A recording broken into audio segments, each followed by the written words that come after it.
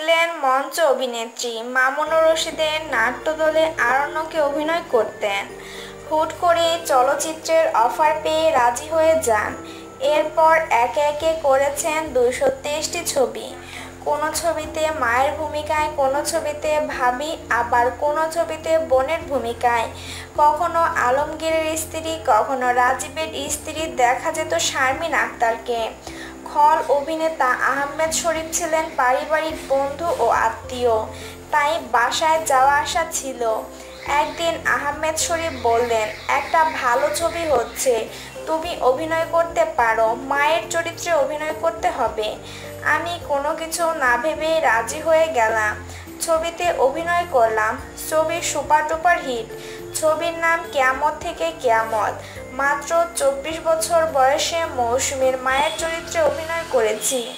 মা ও মেয়ের বয়স প্রায় এক, বলেছিলেন শারমিন।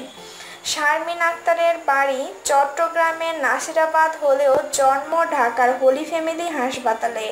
বাবা ছিলেন সরকারি চাকরিজীবী। বেড়ে ওঠা ঢাকাতেই। মাত্র ১৪ বছর বয়সে বিয়ে হয়ে যায় ইঞ্জিনিয়ার পাত্র আক্তার হোসেনের সাথে। ১৫ বছর বয়সে কোলজোরে আসে মেয়ে। এরপর ২ ছেলে। বড় ছেলে সাকিব ইকবাল লিও থাকেন যুক্তরাষ্ট্রে, চার্টার্ড অ্যাকাউন্ট্যান্ট করে সেখানেই চাকরি করছেন। ছোট ছেলে শাহরুখ ইকবাল হৃদয় ইউলেবে বিবিএ করছে। পাশাপাশি মায়ের প্রযোজনায় নাটকেও অভিনয় করেন হৃদয়। শারমিন মঞ্চ থেকে চলচ্চিত্রে এসে মায়ের ভূমিকায় অভিনয় করবেন এমনটা কাছের মানুষেরা ভাবেননি। শারমিন মঞ্চ থেকে চলচ্চিত্রে এসে মায়ের ভূমিকায় অভিনয় করবেন এমনটা তার কাছের মানুষেরা কখনোই ভাবেননি। শারমিন বলেন, মায়ের ভূমিকায় অভিনয় করার জন্য কাছের অনেক মানুষ বকাবকি করেছে আমাকে, কিন্তু আমি সেসব গায়ে মাখিনি। আমি অভিনয় করতে চাই, যে কোনো ভূমিকায় আমি অভিনয় করতে পারবো। সবাই যদি নায়ক নায়িকা হয় তাহলে অন্য চরিত্রগুলো কারা করবে? আমি অভিনয়কে প্রাধান্য দিয়েছি। শারমিনকে কখনো অভিনয়ের জন্য কোনো প্রতিবন্ধকতার মুখোমুখি হতে হয়নি, না ঘরে না বাইরে। স্বামী আক্তার হোসেন কখনোই আপত্তি করেননি, সব সময় উৎসাহ দিয়েছেন। চলচ্চিত্র জগতেও পেয়েছিলেন ভাইয়ের মতো একজনকে। শারমিন বলেন, আমি চলচ্চিত্রে রাজীব ভাইকে পেয়েছিলাম, যিনি নিজের ছোট বোনের মতো করে আমাকে গাইডলাইন করতেন। তিনি ছিলেন আপন বড় ভাইয়ের মতো। আমার স্বামীর সাথে তার ছিল সুসম্পর্ক, যার কারণে কখনোই আমাকে কোনো প্রতিবন্ধকতার মুখোমুখি হতে হয়নি। শারমিন কিছুদিন আগে পুরোপুরি গার্মেন্টস ব্যবসার উপর ঝুঁকেছিলেন। সাভারে নিজেদের ফ্যাক্টরি ছিল। বাংলা চলচ্চিত্র যখন অন্ধকার জগতে প্রবেশ করে, যখন অশ্লীলতার ছড়াছড়ি, তখন নিজেকে সরিয়ে নেন তিনি।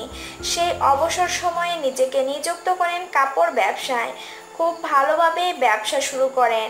এরপর নাটক ও টেলিফিল্ম প্রযোজনা শুরু করেন। এখন পর্যন্ত ২০টি নাটক, ৪টি টেলিফিল্ম ও কয়েকটি ধারাবাহিক প্রযোজনা করেন।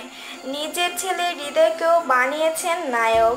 হৃদয় বিদ্যা সিনহা মিম ও শিরিন শিলার বিপরীতে নায়ক হিসেবে অভিনয় করেছেন।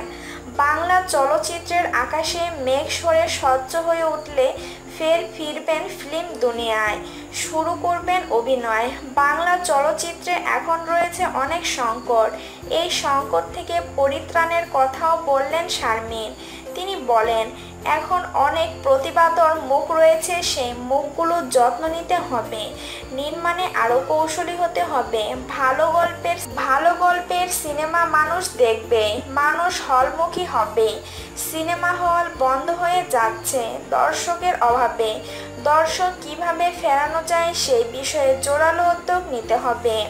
সিনেমা হাতের মুঠোয় চলে এসেছে বটে, কিন্তু আন্তর্জাতিক পরিমণ্ডলে এখনও বিনোদনের অন্যতম মাধ্যম চলচ্চিত্র। শারমিন অভিনীত উল্লেখযোগ্য ছবি হলো আমার ঘর আমার বেহেশত, বাপের টাকা, প্রথম প্রেম, ভণ্ড, পালাবি কোথায়, হৃদয়ের বন্ধন, লাট সাহেবের মেয়ে, বিক্ষোভ, লজ্জা।